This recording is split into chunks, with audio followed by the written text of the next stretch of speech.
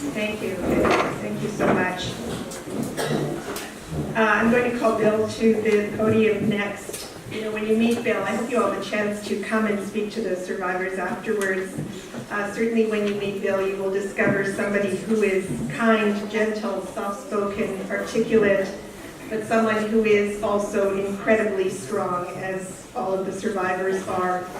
And like the others, his is a heartbreaking story of losing his family in Auschwitz. I'm always, again, in awe of how he and the others find the strength to continue to be spokespeople for this history for young people. So please welcome Bill Glied.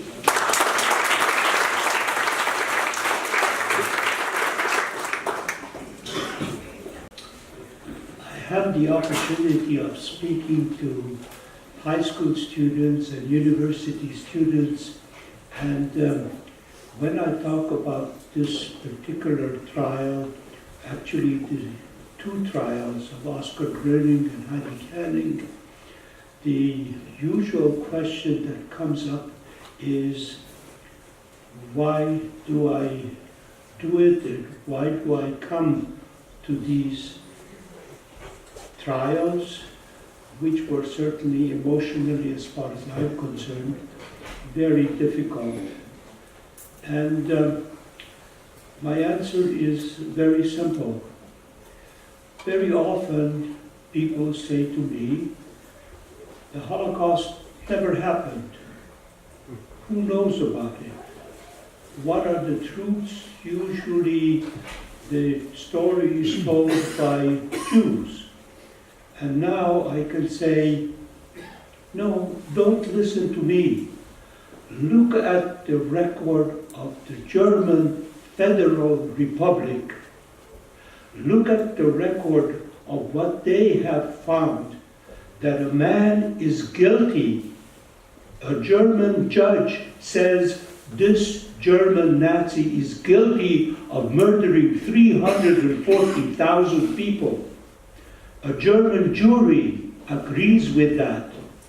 That in itself is the satisfaction and the reason that I've got to Germany and to this particular trial. The other question that usually is being asked is, why would you try a man who is 94 years old? And my answer is always the same. I ask the particular questioner, if somebody were to murder your father and he was found 10 years later, would you think that he should be tried? Oh yes, absolutely.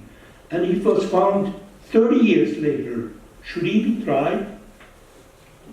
Yes.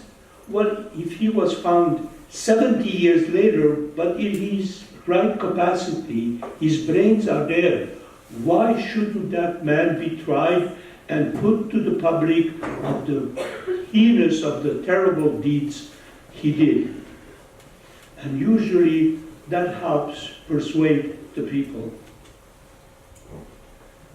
Lastly, I am obsessed with a word that I try not to use whenever I possibly can avoid it.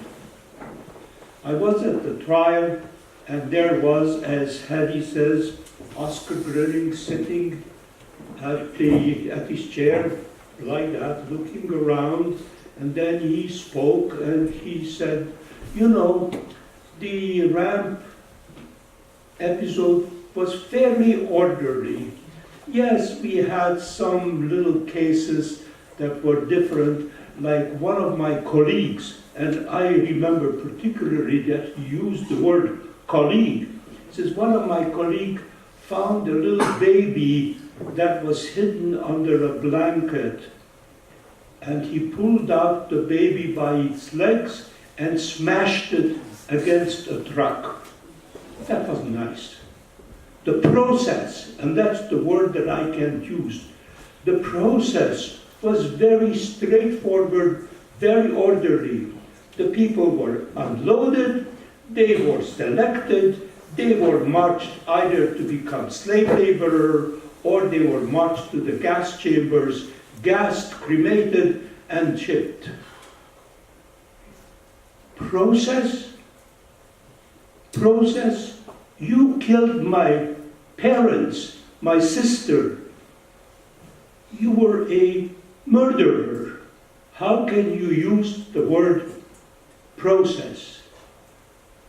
And that leaves me, and when I heard that he was finally convicted, gave me the satisfaction that he was done, the world will know what has happened, and maybe it is some small consolation to us who survived. Thank you very much.